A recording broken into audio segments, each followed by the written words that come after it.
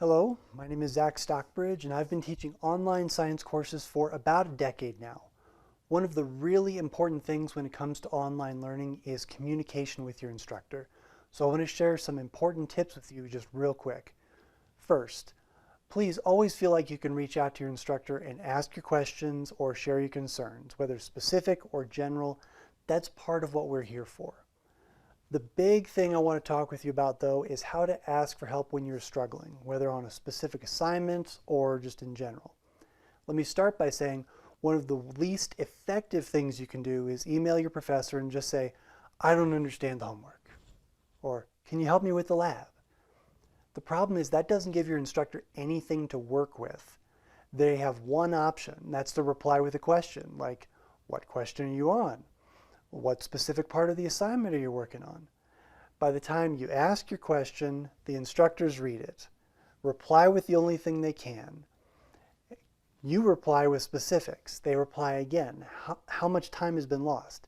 At least a day, probably 2, maybe even 3. So here's what you should do instead. When you email an instructor asking for help, ask the most specific questions you can and explain to them where you are in the process.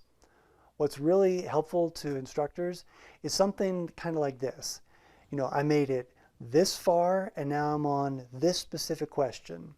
I tried to do this, or I don't know how to do this particular step. Then if you can ask a really specific question, do I measure from here to here, or do I substitute into this equation?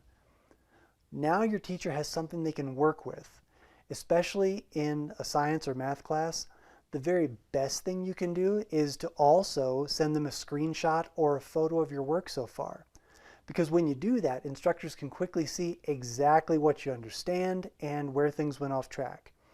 This will help you get the best help from your instructors, save the most time, and keep frustrations low for everyone. I know you're all busy, so thank you for your time. If this video was helpful, please feel free to share it with others. Stay safe, and God bless.